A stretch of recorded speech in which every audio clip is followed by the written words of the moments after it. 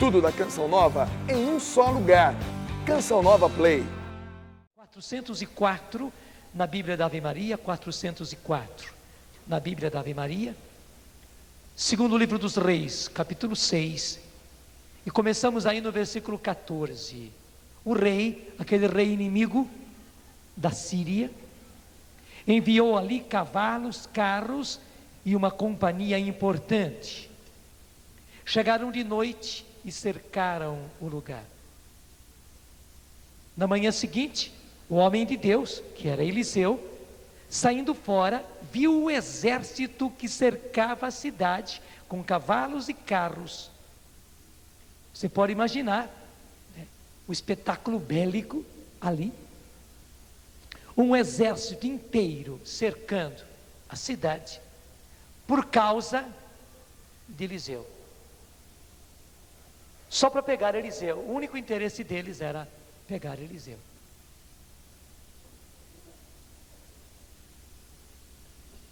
Continuando.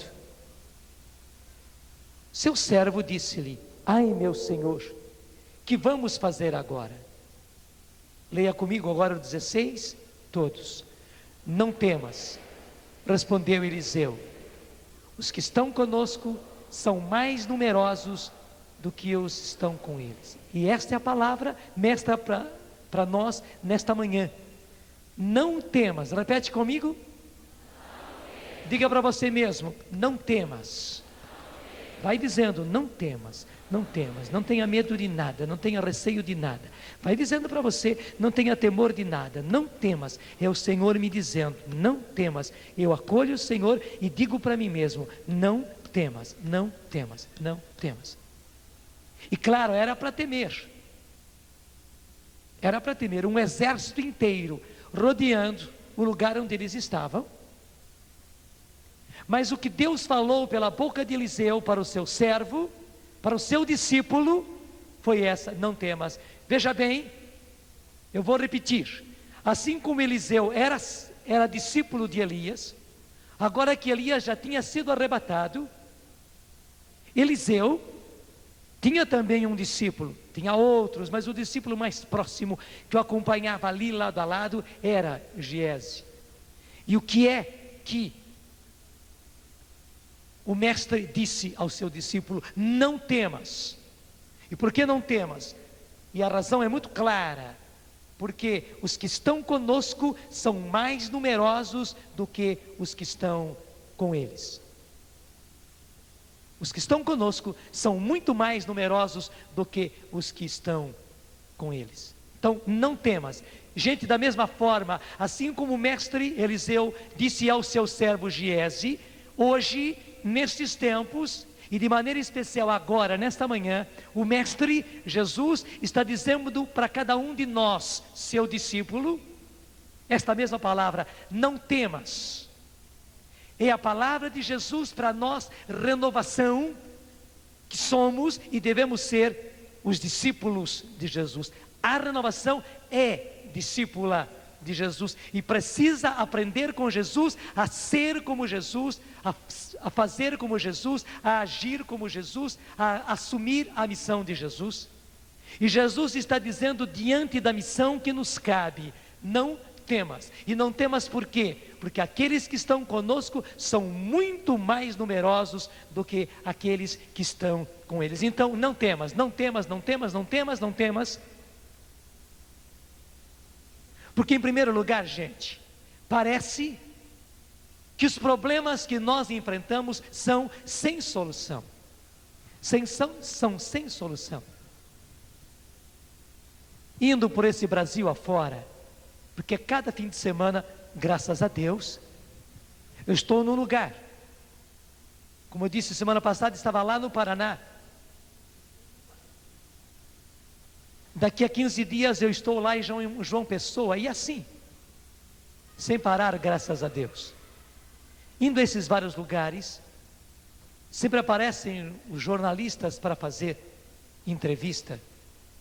E sempre o que eles querem retirar da gente é essa visão de que, por exemplo, as seitas estão aí muito mais fortes, e de que está acontecendo uma evasão de católicos para seitas, e que os católicos estão perdendo, e que as seitas estão ganhando. E muitas vezes fica em nós aquela impressão de que realmente nós estamos perdendo, de que a igreja de Deus está perdendo, que a igreja católica está perdendo, até mesmo vendo, não o exterior, mas vendo o interior, as nossas falhas, os nossos pecados de igreja, vendo às vezes o descaso que acontece dentro da igreja, vendo as nossas igrejas muitas vezes frias, sem vida, sem alma, vendo as nossas igrejas horas e horas e horas e horas e horas fechadas, e às vezes corre semana inteira fechada, abre, desculpe, mal e mal no fim de semana. Infelizmente cai um desânimo na gente. Ainda mais quando a gente, olhando essas coisas todas, e olhando fora e vendo o trabalho das seitas, e vendo todo o trabalho que Nova Era, nos seus vários desdobramentos, vai fazendo, e as pessoas indo e sendo pegas, a gente se assusta, igualzinho o Giese se assustou, e diz, como o Giese disse: ai meu Senhor, que vamos fazer agora? Mas era um grito angustioso, desesperado. Muitas vezes, gente, a gente é tomado por medo, achando que não temos mais esperança. Fora estão os inimigos, estão as seitas, estão os desdobramentos da nova era. Dentro a gente vê descaso, dentro a gente vê tudo aquilo que está fechando as nossas igrejas, esfriando as nossas igrejas, que a gente fica temeroso. E veja, medo, temor, não é apenas um sentimento nosso.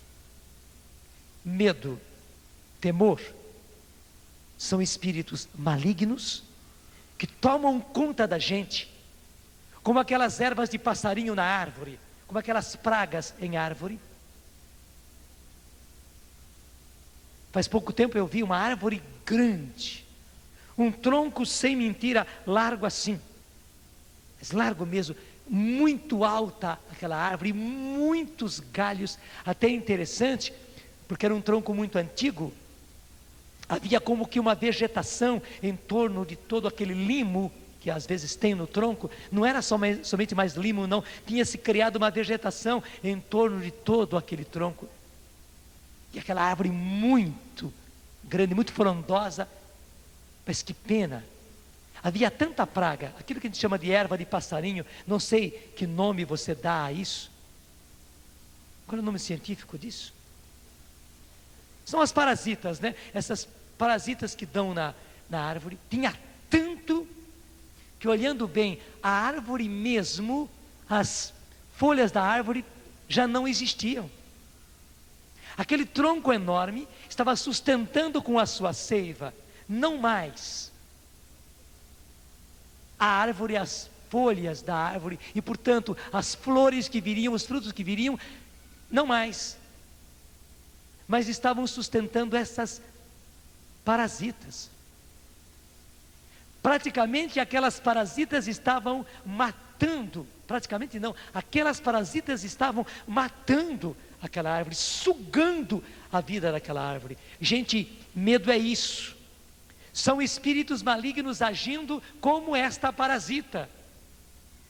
E infelizmente, nós na igreja temos vivido isto. A igreja é esta árvore frondosa, a igreja é esta árvore com esse tronco enorme. Eu posso dizer sem medo, sem receio, é um tronco velho, é mesmo. Mas pudera, essa igreja de Deus tem 2000 anos já. Ela tem 2000 anos, só pode ser uma igreja com um tronco envelhecido, um tronco muito batido, muito machucado, e só pode ser assim. Ela aguentou tudo durante 2000 anos. E não é brincadeira, ela aguentou tudo o que aconteceu, assim como aquela árvore que eu vi, aguentou o vento, aguentou o sol, aguentou chuva, aguentou tempestade, aguentou tudo, animais que vieram, intempéries, aguentou tudo, umidade, sol em quantidade. A igreja aguentou tudo isso, mas no campo humano, no campo espiritual. E claro, só pode ser uma igreja com um tronco envelhecido. Mas aí está o lindo, a seiva continua, a seiva continua, e a seiva está se espalhando, e nós não podemos desprezar a igreja, a nossa igreja, a única igreja verdadeira de nosso Senhor Jesus Cristo, porque foi Jesus quem fundou a igreja, foi Jesus quem fundou a igreja. Ele disse claro, quando ele perguntou aos apóstolos: o que dizem os homens que eu sou? Está em Mateus 16.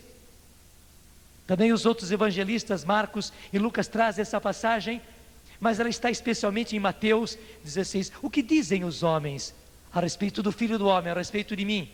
E eles foram dizendo.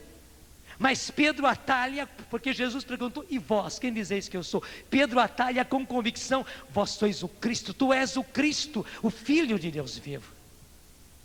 Quando Pedro respondeu assim, Jesus imediatamente diz a ele: não foi a carne nem o sangue que te revelou isso, então feliz és tu, Simão. E eu digo que tu és Pedro, e sobre esta pedra que és tu, porque a palavra Kéfas, Cefas no grego, não, Cefas no hebraico, Kéfas no grego, é a mesma palavra, é pedra e é Pedro. Cefas são as duas palavras, pedra e Pedro. Tu és pedra, e sobre esta pedra, tu és Cefas, e sobre esta cefa, que és tu, essa pedra que és tu, eu edificarei, estou edificando a minha igreja. E as portas do inferno não prevalecerão contra ela. Eu te darei as chaves do reino dos céus, e o que ligares na terra será ligado no céu, o que desligares na terra será desligado no céu. Gente, a única igreja é esta igreja que Jesus fundou. O fundador da igreja é Jesus. A igreja não é uma instituição humana. A igreja não é uma instituição humana. E nós não podemos caminhar por aquela mentalidade da heresia da igreja popular, que mostra a nós que a igreja é resultado do povo, a igreja do povo, e é o povo que faz a igreja, é o povo que elege a igreja, é o povo que escolhe a igreja. Então devia ser o povo quem escolheria os seus bispos, escolheria até mesmo o Papa através do povo. Não, não é isso. A igreja não vem do povo, a igreja é para o povo de Deus, a igreja é composta do povo de Deus, mas a igreja foi fundada por nosso Senhor Jesus Cristo, e a cabeça da igreja é Jesus Cristo, e continua sendo Jesus Cristo, e a seiva, o sangue, a alma dessa igreja é o Espírito Santo. A igreja é divina, a igreja é divina, composta de pessoas humanas, mas ela é divina, fundada por Jesus, e a única igreja é aquela que vem desde Jesus, desde Jesus, desde Jesus. Você pode olhar até historicamente, quando é que apareceu o protestantismo? Ele apareceu nos anos 1500. Ontem até eu falei para vocês usando datas. Veja, estamos quase chegando ao ano 2000. 1995, para chegar ao 2000, só falta 5, mas já estamos no final do ano de 95, praticamente falta 4 anos para chegar ao ano 2000. Nós tivemos 3/4, porque 2000 dividido por 4 dá 500.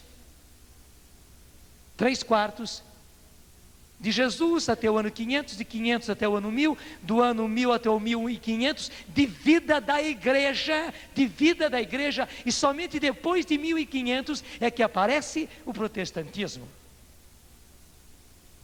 E eles fizeram o seu trabalho agora, nesta última 4ª parte.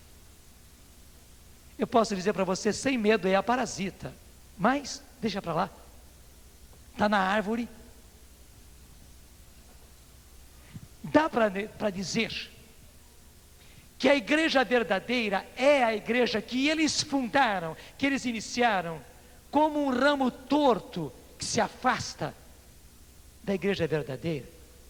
Até como o nome diz, que protestaram contra esta igreja, saíram dessa igreja, iniciaram algo deles. Dá para dizer que essa igreja é a igreja de nosso Senhor Jesus Cristo? Gente, não dá, historicamente não dá, porque nós tivemos 3/4 partes de vida da igreja. Isso não pode ser desprezado, não pode ser desprezado. Todos os santos que a igreja teve, o maior fruto da igreja, gente, o maior fruto da igreja não são as obras que a igreja fez, não. Claro, a igreja tem obras, claro que sempre teve obras, sempre, obras maravilhosas, mas a maior obra da igreja é a santidade, e os santos, e os inumeráveis santos que esta igreja produziu. A igreja é uma fábrica de santos, e naqueles 1500 anos, ela realmente produziu, nesta fábrica de santos, milhares e milhares e milhares e milhares de santos. Não dá para desprezar isso de maneira nenhuma, não dá. Além de toda uma história, além de toda a sabedoria, além de toda a doutrina que foi se armazenando, é um tesouro, gente, é um tesouro. É um tesouro, claro.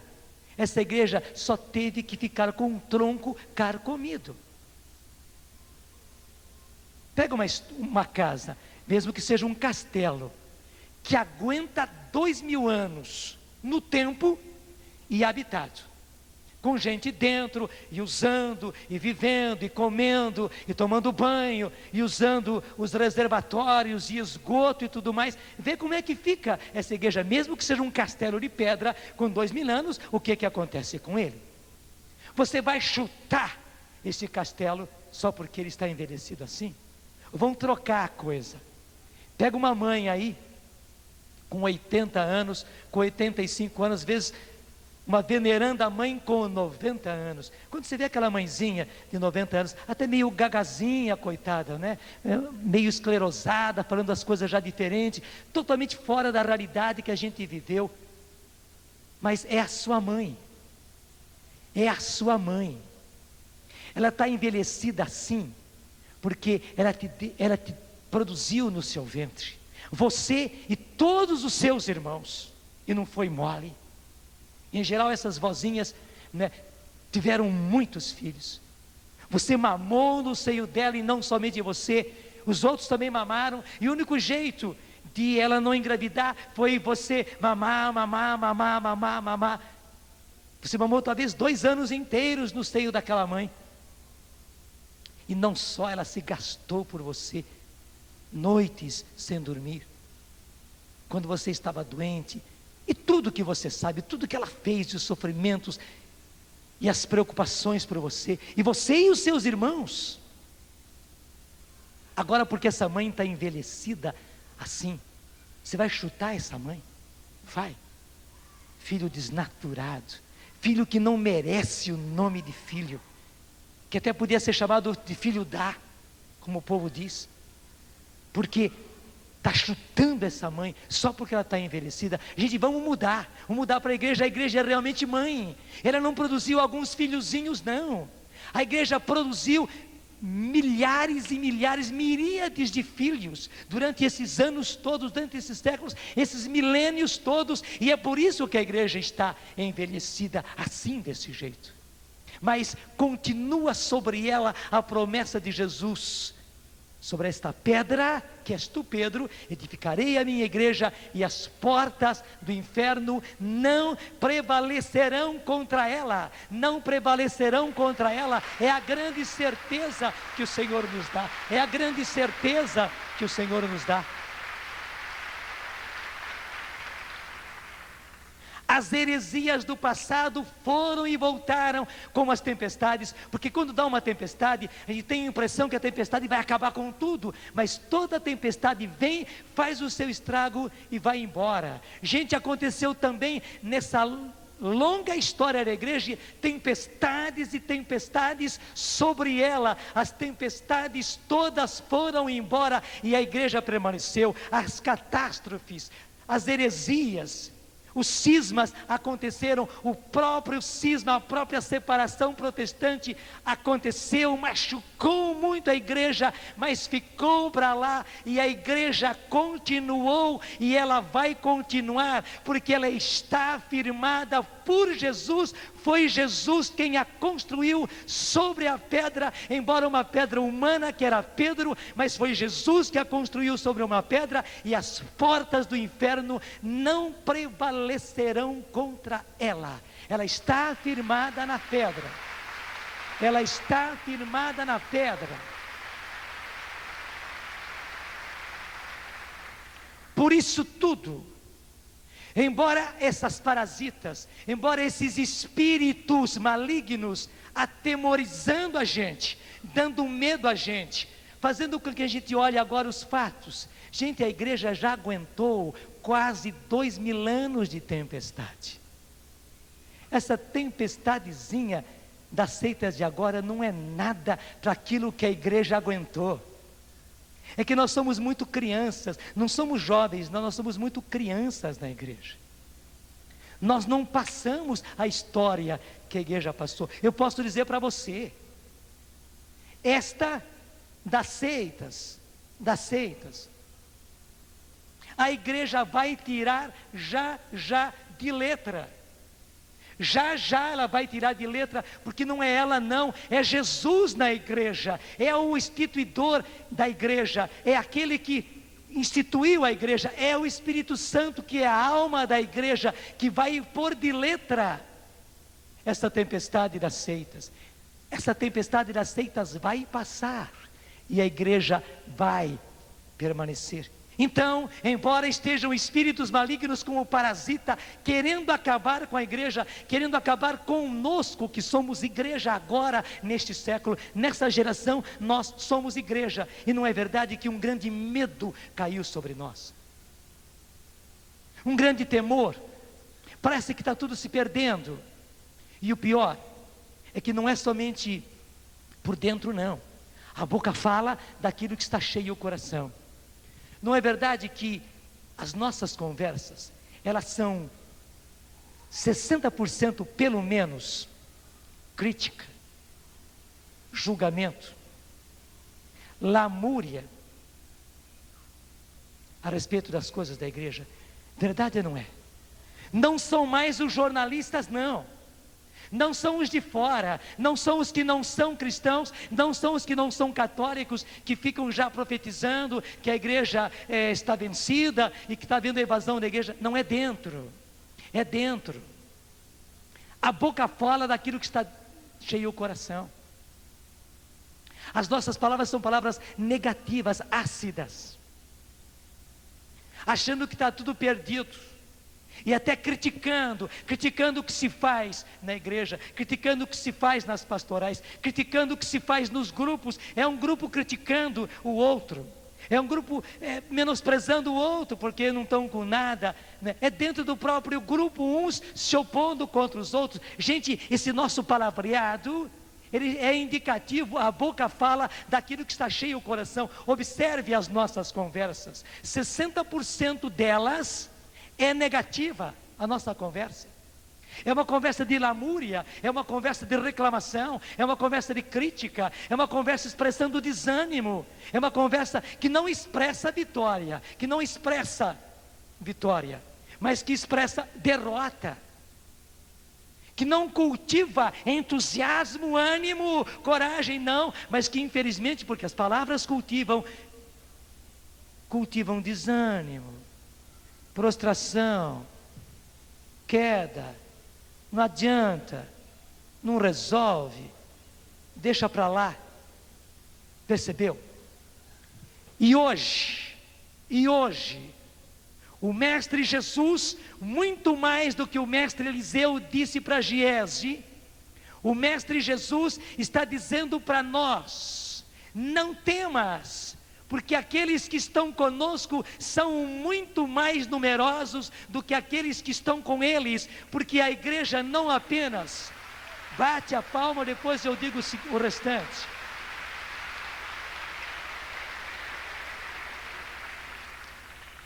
Porque a igreja não apenas produziu porque ela é uma fábrica de santos. Não apenas ela produziu santos nesta história toda, nesses milênios todos para a terra, estes santos todos, ela os colocou no céu, e eles hoje são a comunhão dos santos, gente. A igreja produziu milhares de santos, e esses santos não estão inativos no céu, não. Eles não estão em poltronas, eles não estão sentados como vocês, apenas contemplando Deus, não. Os santos que a igreja produziu estão vivos, ativos, são os nossos intercessores. Mas quando se fala em intercessor, não é apenas alguém apenas lá rezando, não, os santos estão vivos, estão ativos, eles estão muito próximos de nós, e é que nós não temos visão. Mas assim como Eliseu pediu que Deus abrisse os olhos de Giese, e Giese viu a quantidade de outros soldados, de outras carruagens de fogo, de outros cavalos que estavam ali, que ele não via, porque era todo um exército espiritual que os rodeava. Gente, a igreja, além de ter esse punhadinho de gente, esses fraquinhos que somos nós, somos mesmo, a igreja tem um exército poderosíssimo dos santos que ela já produziu nesta fábrica, e que estão conosco, e que batalham conosco. A única igreja que veio de Jesus e que firmou-se em Pedro, essa igreja tem milhares de santos que não estão inativos no céu, não. E graças a Deus nós temos a grande vantagem, a grande verdade que os protestantes desprezaram. Para os protestantes há uma heresia terrível que os contamina, e que eles caíram nela, é uma grande tentação. Para os protestantes, porque leram mal a Bíblia, onde São Paulo diz que justamente os que morreram dormem. Claro, todo mundo sabe que essa é uma linguagem poética para dizer que os que morreram não findaram, porque os pagãos pensavam que quem morria terminava, acabou tudo, acabou. Ao passo que São Paulo não fala de morte, fala de sono, e diz que os mortos, eles dormem, mas é apenas linguagem para dizer, eles não acabaram, porque o pagão que rodeava o cristianismo pensava que os mortos tinham desaparecido, aniquilado. É apenas linguagem. Os protestantes caíram nessa esparrela, e para eles todos os que morreram estão dormindo.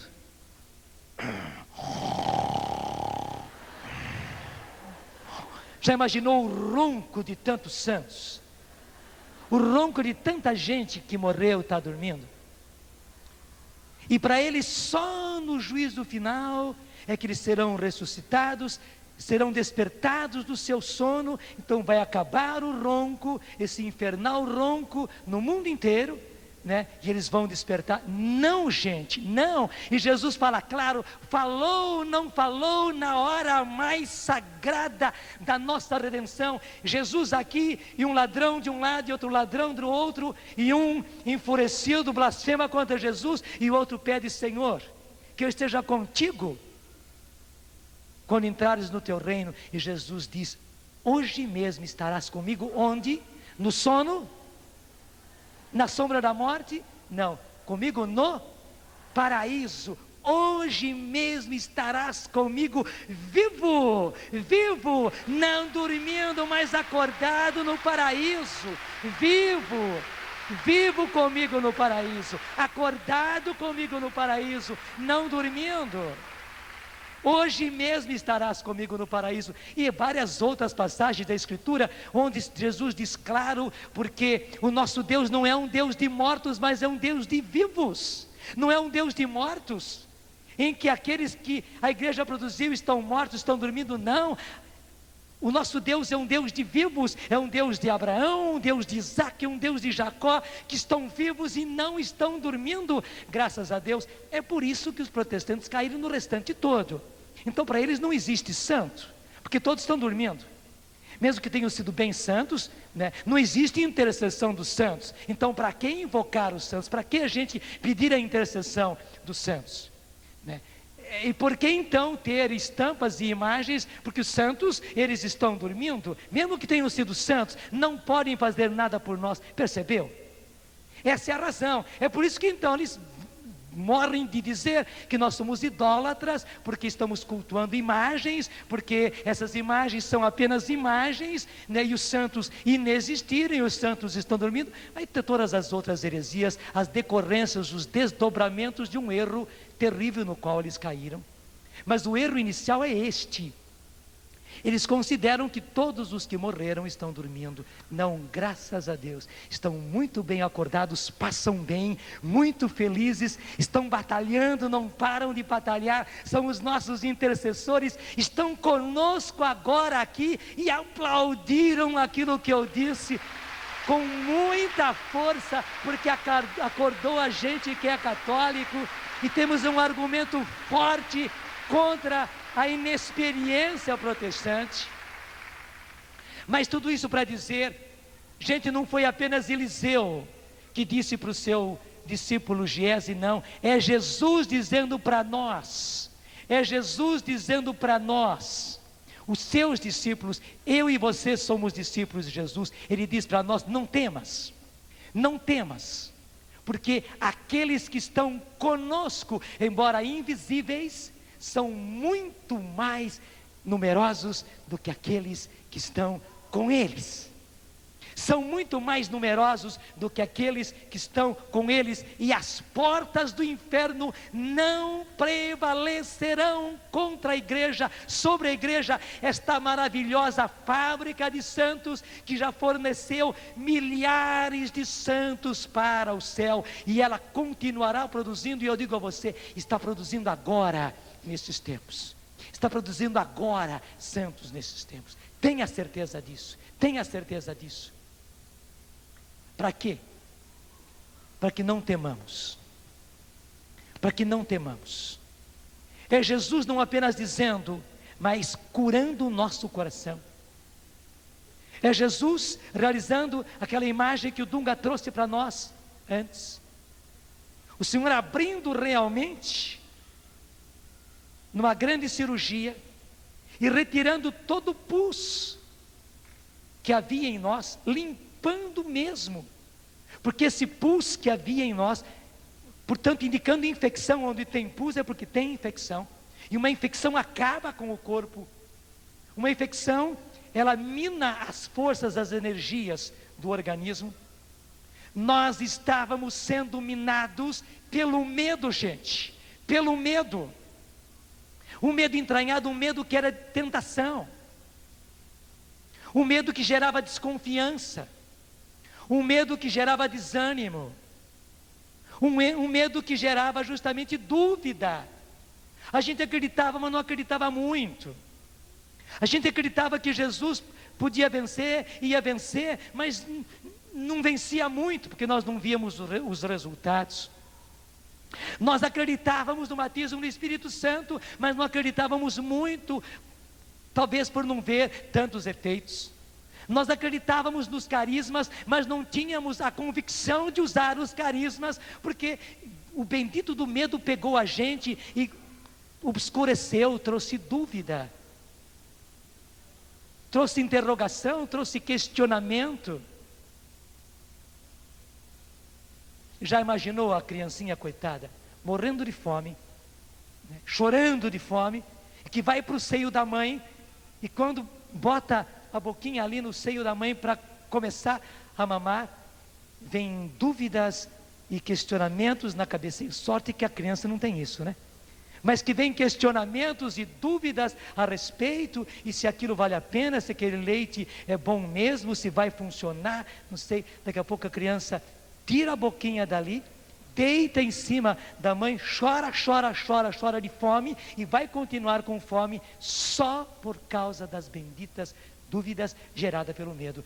Gente, era assim que nós estávamos fazendo, debruçados em cima da nossa mãe, debruçado em cima dos seios, deixa eu falar, aqueles seios cheios de leite que a mãe igreja tinha para nós, e o leite dela é o próprio Espírito Santo, não é outra coisa. O leite que a igreja tem para nós é o próprio Espírito Santo, porque a alma da igreja é o Espírito Santo. E nós morrendo de fome, Sim, porque o leite da igreja, o leite desse seio da igreja, são os próprios carismas do Espírito Santo, para que nós possamos agir no poder do Espírito, e a gente morrendo de fome só por medo, esse medo mais tentador, esse medo diabólico, esse medo contaminado que nos pegou. Esse medo que são espíritos malignos e que gerou em nós e em cada um de nós, em situações diferentes, gerou dúvida, gerou questionamento, gerou desânimo, mil coisas, todas as consequências. E o pior, a boca acabou falando do que estava cheio o coração, e minamos uns aos outros e contagiamos. Desculpe, era como se a gente, com esse pus saindo por todo lado, ainda passasse nas outras pessoas, né? E passasse pus nele, pus nela, pus na outra, pus naquele lá, e o pus da gente fosse também contaminar e infeccionar os outros. Jesus está querendo acabar com tudo isso. Abaixo, abaixo, abaixo, abaixo tudo isso, porque não temas, porque aqueles que estão conosco são muito mais numerosos do que aqueles que estão com eles. Igreja, não tem por que temer. Não tem por que temer, não tem. Nós somos igreja, não somos outra coisa. Graças a Deus, nós não somos um galho arrancado, não somos, e a renovação não é, e não pode ser, e ninguém se aventure a isso, não. Ninguém caia nessa tentação de desgalhar-se como um ramo protestante querendo sair. Ninguém tenha a infeliz ideia de agarrar-se num galho que já se destacou e que foi se plantar em outro lugar, separado desse galho da igreja. Não faça isso, por amor de Deus, não faça isso, porque nós somos igreja. Renovação Carismática Católica é igreja católica, é igreja una, santa, católica e apostólica.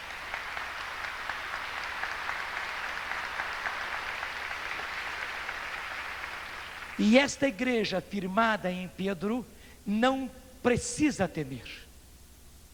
Eu sinto, gente, que mais do que palavras, enquanto eu estou falando tudo isso, o próprio Espírito Santo está agindo em nós e expulsando para longe de nós todos os espíritos de medo, de temor e as consequências de desânimo e de questionamentos e de dúvidas e de incertezas e de abatimento, e pior ainda, depois de crítica, de julgamento, de reclamação.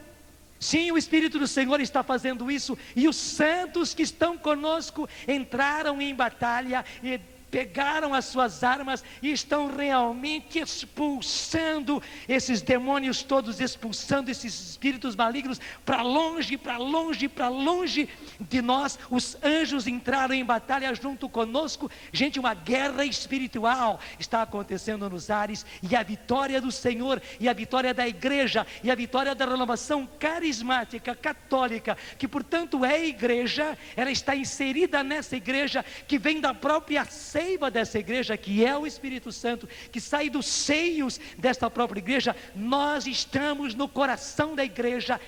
Graças a Deus, esta igreja e esta renovação que é a igreja está sendo libertada, porque os que estão conosco são muito mais numerosos do que aqueles que estão com eles. Também esses espíritos malignos de medo e todas as consequências que eu já disse para vocês, já não tem mais lugar sobre nós. E declara agora, declara: infelizmente, Senhor, diga comigo, eu caí nessa tentação. A tentação me pegou com o medo, com o temor, e daí o desânimo, daí a crítica, o julgamento, as palavras negativas, os questionamentos. Eu caí nessa tentação, Senhor, e espíritos malignos acabaram se aninhando em mim como erva daninha, sugando a minha vida, sugando a vida do Espírito em mim. Hoje eu reconheço, pela tua graça, confesso diante de ti, eu caí nesta tentação, caí neste pecado, e por isso, Senhor, Eu renuncio. Eu renuncio a todo medo, a todo temor, a todo desânimo, a todo abatimento. E por causa disso, eu renuncio aos meus questionamentos, às minhas dúvidas, ao meu pecado de dúvida, ao meu pecado de questionamento, às críticas, aos julgamentos, às reclamações com que eu contaminei os meus irmãos e contaminei a mim mesmo. Senhor, eu peço perdão e eu renuncio a esses espíritos malignos que se aninharam ao meu derredor e estavam minando a minha vida no espírito. Espíritos impuros, eu renuncio, eu os desterro da minha vida, eu rompo convosco, eu sou de Jesus, unicamente de Jesus, e vou caminhar na fé de nosso Senhor Jesus Cristo, na certeza da igreja, fundada em Pedro, sobre a qual as portas do inferno não prevalecerão. Eu peço perdão, eu renuncio, eu rompo e peço, Senhor, perdoa-me, liberta-me, cura-me, enche-me, Senhor, da tua fortaleza. E tenha certeza que o Senhor está fazendo tudo isso. Você está sendo sincero, você está falando de coração, então o Senhor está atendendo a tudo isso. Eu posso dizer, sim, o Senhor ouviu a vossa prece. O Senhor mesmo que tocou os vossos corações, o Senhor mesmo que nos falou, o Senhor mesmo que está agindo sobre nós. Ele realiza esta obra de perdão, de purificação. Ele realiza essa cirurgia em nós. Ele tira toda essa infecção, ele retira todo esse pus que nos contagiava e que minava as nossas forças.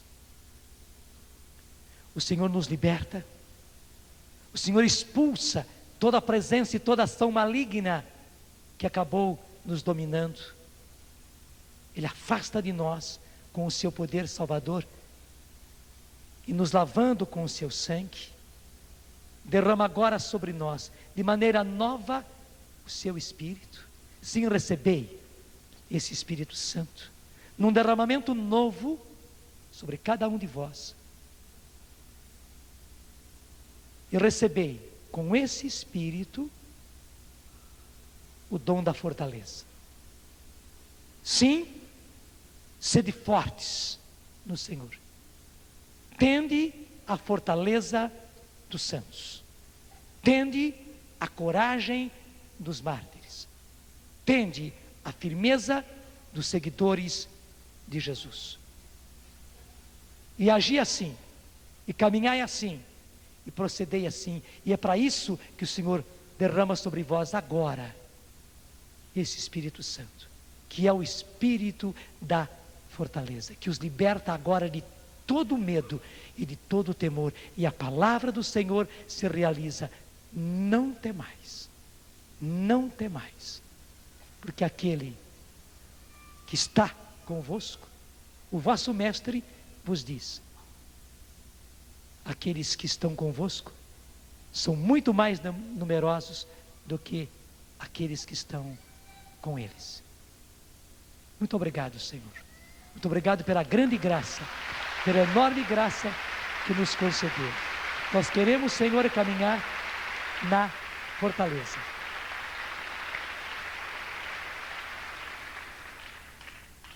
Na tua fortaleza. Amém. Amém. Uma coisa muito importante na sequência, que é o versículo 18. 2 Reis 6:18. Entretanto, os sírios desciam para ele. Eles estavam lá em cima, no alto do morro, rodeando. E começaram a descer, e a descer, e a descer. E eram soldados, e eram carruagens, e eram cavalos, estavam armados, estavam encoraçados. O que é que Eliseu fez? Eliseu orou ao Senhor. Leia para mim outra vez. Eliseu orou ao Senhor. Gente, a nossa arma é a oração. Não existe outra. Desde os primeiros profetas, desde os primeiros discípulos até agora, a nossa arma, a arma do discípulo é a oração. Não existe outra. E o que foi que Eliseu orou? O que foi que ele pediu? Eliseu orou dizendo, leia comigo: feri de cegueira estes homens. Continua. E o Senhor, ouvindo a prece de Eliseu, feriu-os de cegueira. Deixa eu ler para frente. Eliseu disse-lhes: não é por aqui o caminho. Ficou todo mundo cego, né? Então Eliseu pegou aquele bando de cegos, como se fosse um bando de ovelhas, e começou a conduzir e disse: não é por aqui o caminho, nem é esta a cidade. Segui-me, vou conduzir-vos ao homem que buscais. E levou-os a Samaria, bem distante, longe dali. Levou aquele exército todinho lá para Samaria. Tendo eles entrado em Samaria, Eliseu disse: Senhor, abre os olhos desses homens para que vejam. O Senhor abriu-lhes os olhos e eles viram que estavam na Samaria. O rei de Israel, tendo-os visto, disse a Eliseu: feri-los-ei, meu pai? Não, respondeu ele. Fere os que capturaste com a tua espada e teu arco. A esses, porém, dá-lhes pão e água para que restaurem as forças e voltem em seguida para junto de seu Senhor. Gente, eu vou lhes dizer uma coisa muito séria. Nós não precisamos brigar com os protestantes, não. Nem precisamos brigar com os espíritas, e muito menos devemos brigar com a nova era. Claro, temos que dizer claro, primeiro para os católicos, que não sejam trouxas e que não se deixem levar pelo engano protestante.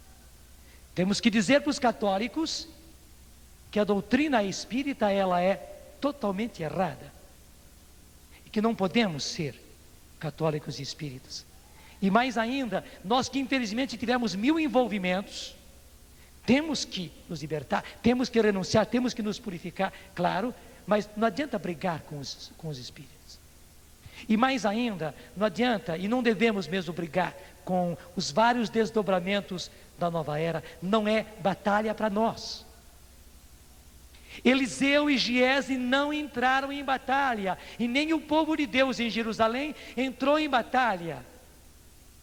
Diante da oração de Eliseu, eles ficaram cegos, porque na verdade são cegos mesmo. Mas não é tarefa nossa entrarmos em luta com eles, não é tarefa nossa. A nossa luta, gente, é espiritual, ela acontece no mundo espiritual. Nós somos fracos, muito fracos, de modo especial em relação à nova era, porque aí os espíritos malignos estão mesmo, e muito subtilmente, de forma muito moderna, muito atual, com linguagem e com prática muito atual, e com prosperidade, e com promessas, com tudo. Não adianta a gente brigar com a nova era. Eu vejo, temos que declarar os erros da nova era, temos que declarar para os católicos, para os cristãos, que não caiam nessa. Onde percebermos coisas de nova era, temos que declarar, denunciar, mas não é para ficar brigando com eles, não é. Essa briga não é nossa, essa briga é no mundo espiritual, essa briga é do Senhor, essa guerra está lá, e a grande quantidade nossa, são os santos que já quase 2000 anos foram fabricados pela igreja. Nós somos a minoria, gente. A igreja tem em reserva milhares de santos que ela já produziu, e mais todos os anjos, que são os nossos batalhadores. Esta briga não é para nós, não é para nós. Mas pelo contrário, primeiro, esse muro da vergonha protestante, que já dura quase 500 anos, esse muro da vergonha vai cair como caiu o muro de Berlim. E digo mais, assim como o muro de Berlim caiu por causa de Nossa Senhora, que se apresentou em Fátima, foi por causa disso que o muro de Berlim caiu, não foi por políticos, não foi por situações políticas, não, e todos os políticos do mundo se admiraram quando ruiu por terra o muro de Berlim e caiu totalmente o sistema marxista por causa de Nossa Senhora, da mesma forma, espera um pouquinho,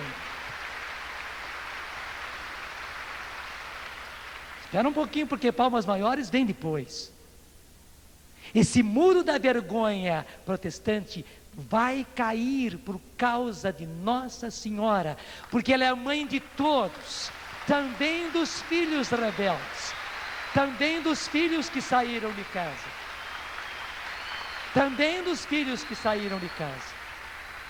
Veja, gente, o que tinha acontecido na Alemanha no final da Grande Guerra. Os da Alemanha Oriental não quiseram ficar no bloco ocidental, não quiseram ficar com o bloco comunista, praticamente nem foram eles, foram obrigados pelos marxistas, pelos russos, a ficarem no bloco oriental. Então levantou-se uma muralha, o muro de Berlim, a grande vergonha da humanidade e a grande vergonha para os alemães. Mas aqueles homens que estavam do lado de lá do muro eram também daquela nação, foram obrigados a ficar do outro lado, viveram tanto tempo, se acostumaram vivendo lá, formaram uma geração daquele tipo, era uma geração debaixo do jugo marxista. No fundo eles não aguentavam, era um jugo, eles precisavam que aquele jugo caísse, mas eles não tinham também como cair, porque foram criados ali, cresceram ali, e os que nasciam ali. Mas justamente porque eles eram deste povo, chegou a hora em que, por intercessão, pela presença, pela ação de Maria, o muro de Berlim caiu e aquela nação tornou-se uma só nação. Gente, é isto, dentro em breve, porque nós somos uma única igreja de Cristo, porque somos cristãos, eles também são filhos, e mesmo que se rebelem, eles também são filhos de Maria. Quando Jesus entregou os cristãos a Maria no alto da cruz, entregou também a eles que não têm aceitado e até têm desprezado Maria como mãe, mas como ela é mãe, mãe é sempre mãe, ela vai fazer cair, ruir esse muro da vergonha protestante, e esses irmãos todos haverão de voltar, e só poderão voltar, e quem vai recebê-los de volta é Maria, e quem vai recebê-los de volta são os braços abertos dessa igreja, e para isso nós precisamos estar preparados. Assim como a Alemanha Ocidental teve que estar preparado, e não foi fácil, para absorver todos os outros da própria nação que estavam de lá do muro de Berlim. Nós temos que nos preparar para receber esses irmãos. Não adianta brigar com os protestantes, não adianta. O muro da vergonha vai cair. Pelo contrário, preparemo-nos na fé católica, na certeza de que a igreja única de Jesus é essa. Cresçamos na fé em todas as verdades da igreja, na palavra da igreja, na oração da igreja, no Espírito Santo, que é a alma da igreja, para que quando os nossos irmãos vierem, nós estejamos preparados para recebê-los na única igreja de nosso Senhor Jesus Cristo. E aí vai acontecer o triunfo de Jesus, que é o triunfo do Imaculado Coração de Maria, onde a grande promessa vai acontecer: haverá um só rebanho e haverá um só pastor. O único pastor é Jesus, e haverá um só rebanho. Por isso não temas, vai ficando em pé, não temas, porque aqueles que estão conosco são muito mais do que aqueles que estão com eles. Graças a Deus, nós temos toda a comunhão dos santos, nós temos milhares e milhares de santos produzidos por essa igreja santa. E essa igreja santa vai proclamar a vitória de Jesus. E para isso nós nos preparamos. Senhor, dá-nos a graça de viver não mais o temor, não mais a dúvida, não mais o questionamento, não mais o julgamento, a crítica, não mais, Senhor, o desânimo, nunca mais, Senhor. Pelo contrário, a tua fortaleza, a fortaleza do teu Espírito, e que a nossa boca proclame aquilo de que está cheio o nosso coração, a vitória, a tua vitória, nosso Senhor Jesus Cristo. Tudo da Canção Nova em um só lugar. Canção Nova Play.